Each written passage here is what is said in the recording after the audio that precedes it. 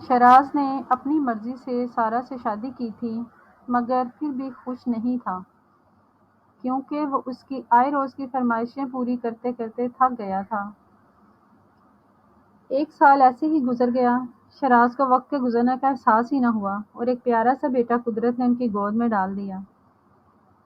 دونوں بہت خوش تھے۔ بچہ ہسپتال میں ہوا تھا، اور بھی لوگوں کے بچے اسی روز پیدا ہوئے تھے۔ کسی کے ساتھ ان کی ماں تھی، کسی کے ساتھ بہن، لیکن شراز اکیلا سارہ کے لیے دوڑ دھوپ کر رہا تھا۔ ساتھ والے بیڈ کی خاتون کے ہاں بھی بیٹا ہوا تھا، وہاں کہوں خوشیوں کی فہار بہتی نظر آتی تھی۔ اس کی ساس اور نند اس پر صدقے وارے ہو رہی تھیں۔ بچے کو پیار کیا جا رہا تھا، جبکہ سارہ کے پاس وہ اکیلا ہی کھڑا تھا۔ دونوں خاموش تھے، تاہم خوشی ان کے چہروں پر عیاں تھی۔ قدرت نے انہیں پہلے سال ہی اولاد نرینہ سے نوازا تھا۔ شراز سوچوں میں گم سارہ کے لیے چائے بسکٹ لا رہا تھا کہ ساتھ والے بیڈ کے بچے کی دادی گویا ہوئی۔ مبارک ہو بیٹا، اللہ نے تمہیں اولاد نرینہ بخشی ہے۔ بچے کے دادا دادی کدھر ہیں؟ نظر نہیں آئے۔ جی وہ میرے والد صاحب تو عرصہ ہوا دنیا سے جا چکے ہیں، اور والدہ کیا وہ بھی؟ بوڑھی عورت نے کہا تو شراز کو ایک جھٹکا سا لگا۔ نہیں جی وہ اس دنیا میں ہے، میں ابھی اطلاع کرتا ہوں۔ اتنی بڑی خوشی کی خبر ابھی تک تم نے اپنی ماں کو نہیں بتائی، حیرت ہے، اس نے کہا اور اپنے پوتے کو پیار کرنے لگی۔ شراز کے ذہن میں آندھیاں چلنے لگی تھیں، اسے اپنی امی کو فون ضرور کرنا چاہیے تھا، مگر ان کا نمبر تو سارہ نے ڈیلیٹ کر دیا تھا، اب کیا کروں؟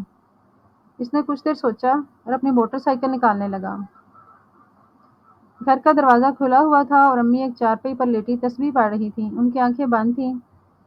شراز کے آنے کی انہیں کوئی خبر نہیں ہوئی تھی، وہ اپنے دھیان میں تسبیح پڑھے جا رہی تھیں۔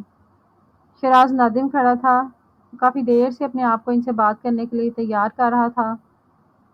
آخر بات شروع کہاں سے کرے؟ اس نے امی کے ساتھ کچھ اچھا بھی تو نہیں کیا تھا۔ باپ کی وفات کے وقت اس کی عمر صرف 3 سال تھی۔ امی نے باپ بن کر اس کی پرورش کی تھی، اور اس نے سارہ کے کہنے پر آ کر اپنی ماں کو چھوڑ دیا تھا، اس ماں کو جس کا اس دنیا میں اس کے سوا کوئی نہ تھا۔